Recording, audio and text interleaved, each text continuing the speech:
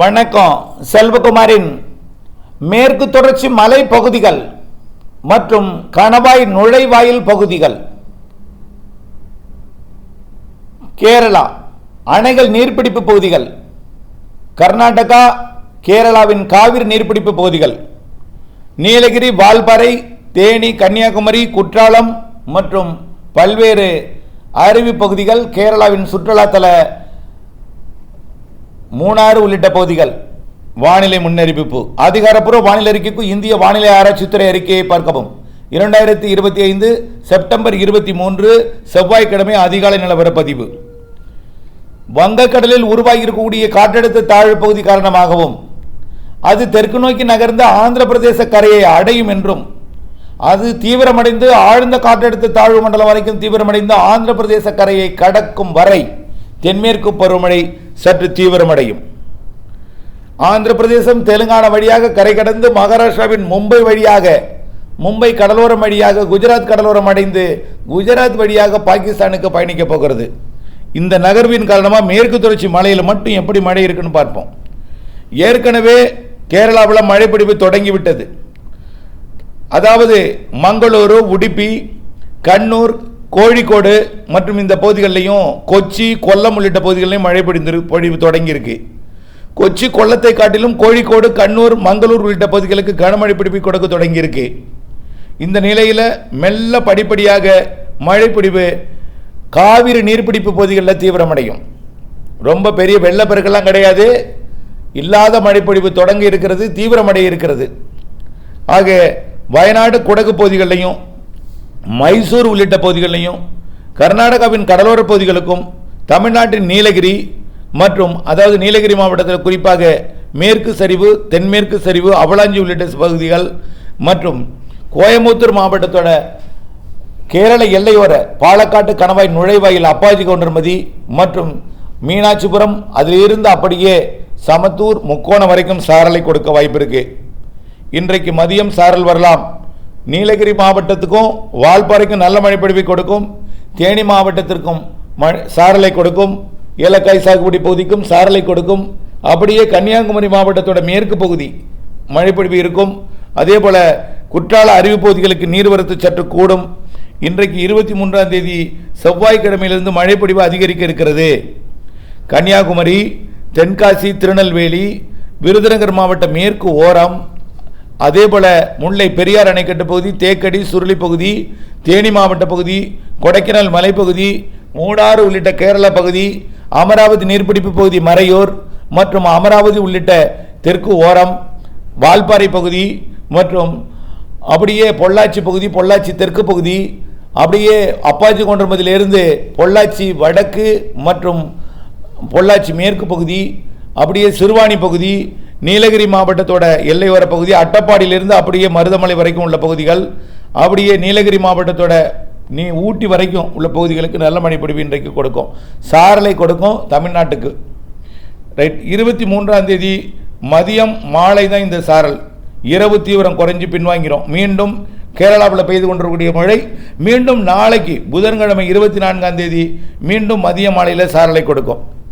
இப்படி தினசரி மதிய மாலை முன்னிரவில் சாரலை கொடுக்கும். பிறகு அதிகாலையிலையும் கொடுக்கலாம். அது இரவு நேரத்தில் உள்ளே போயிடும். அதிகாலை நேரத்தில் மீண்டும் வரும்.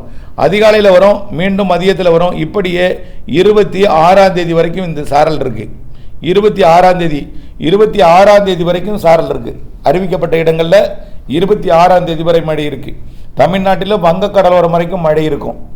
தமிழ்நாட்டிலும் வங்கக்கடலோரம் வரைக்கும் மழை இருக்குன்னு ஏற்கனவே அறிக்கைப்படுத்தப்பட்டிருக்கு. மேற்கு தொடர்ச்சி மலையில் 26ஆம் தேதி வரைக்கும் கண்டிப்பாக மதியம், மாலை, இரவு, அதிகாலை நேரத்தில் சாரல் இருக்கும்.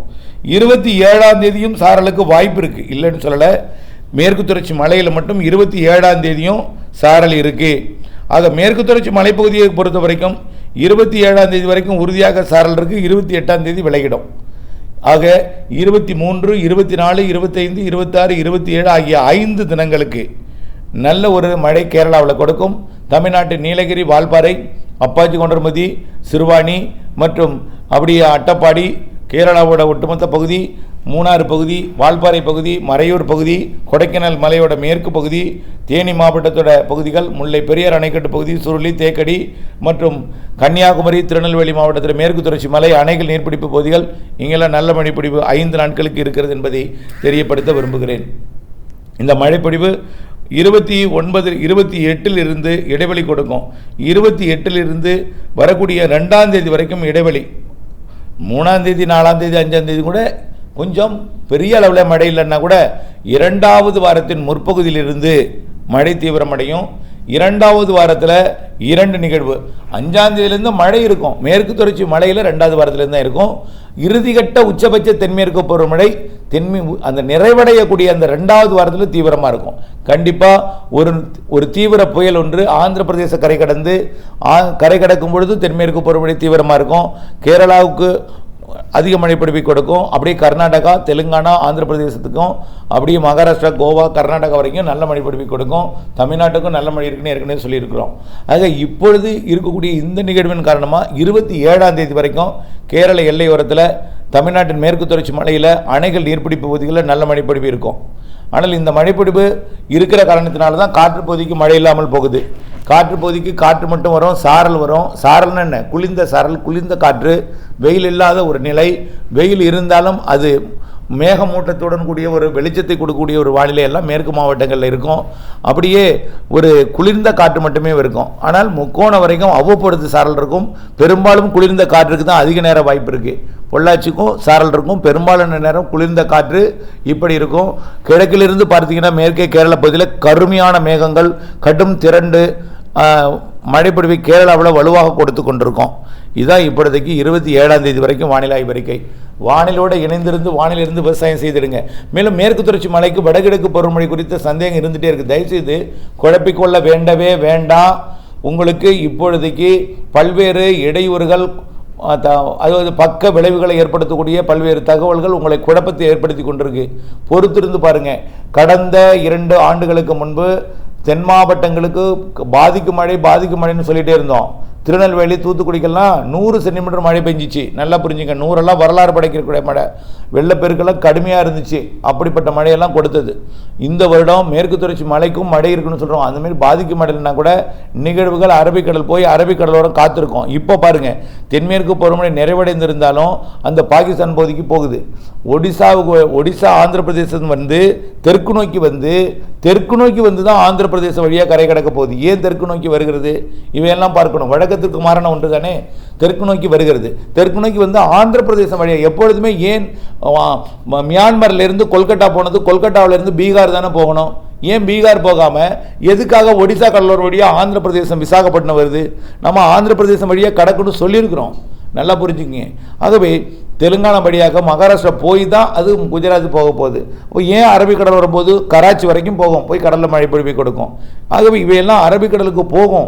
வெப்பநிலை குறைஞ்சதுனால அங்கே போகாமல் இல்லை, அங்கே போய் அங்கே கடலோரத்திலிருந்து செயலிழந்து மழைப்பொழிவை படுத்துக்கொண்டு கொடுக்கும்னு தான் சொல்லிட்டு இருக்கோம். அதனால் அரபிக்கடலுக்கு நிகழ்வு போகும், மழைப்பொழிவை கொடுக்கும்.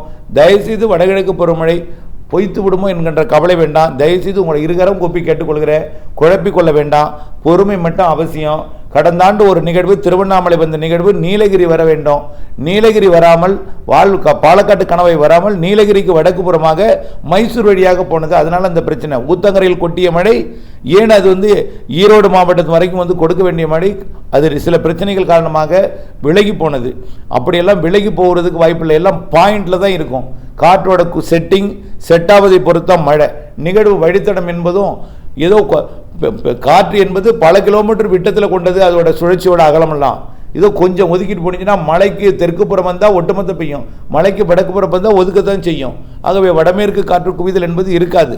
ஆகவே தயவுசெய்து புரிஞ்சுக்கிங்க. மழைப்பொழிவு கடந்த ஆண்டு போல பொய்த்து விட்டு போகும் இந்த கணவாய் பகுதிகளுக்கெல்லாம் குழப்பிக்கொள்ள வேண்டாம். மழை ஏற்கனவே பொள்ளாச்சி தென்னை மரங்கள்லாம் தலைகீழ தொங்கிய ஆண்டுகள்லாம் பல உண்டு. தென்னையெல்லாம் விற்க வேண்டாம், மழைப்பொழிவு நிறைய இருக்குன்னு சொல்லி தான் மனதை தேற்றி கொண்டு வந்து தான் விற்பனை செய்யாமல் இப்பொழுது லேண்ட் வேல்யூ, தென்னை தோட்ட வேல்யூ எல்லாம் கூடியிருக்கு. அப்போ இதெல்லாம் நாம் ஏற்கனவே பல ஆண்டுகளாக இப்போ நாம் வானிலை அறிக்கை சொல்லலை. இன்னும் 91லேருந்து 32 33 வருஷமாக சொல்லி கொண்டிருக்கிற வானிலை அறிக்கை நேரடியாக கேட்டவர்களுக்கு கூர்ந்தறிந்து உண்மை புரிந்தவர்களுக்கு தான் தெரியும். தயவுசெய்து குழப்பிக் கொள்ளாமல் பொறுமையுடன் இருக்க அன்போடு கேட்டுக்கொள்கிறேன். மழை இருக்கு காற்று பகுதிக்கு தாராபுரம் உள்ளிட்ட பகுதிகளுக்கும் பழனி உள்ளிட்ட பகுதிகளுக்கும் கரூர் மாவட்ட தெற்கு பகுதிக்கும் கணவாய் பகுதிகளுக்கும் மழை இருக்குது. அதே போல் கயத்தார் உள்ள பகுதிகள் தென் மாவட்ட தூத்துக்குடியில் உள்ள பகுதிகளுக்கெல்லாம் மழை இருக்குது. தென்மேற்கு பருவமழை தென் மாவட்டங்களுக்கு இருக்குது. மேற்கு தொடர்ச்சி மலைக்கு நிறைய இருக்குது. தயவுசெய்து பொறுமை காக்க அன்போடு கேட்டுக்கொள்கிறேன். பெய்யும் பொழுது உங்களுக்கு புரிய வரும். இணைந்தே இருங்கள் அப்டேட்ஸுடன். நன்றி.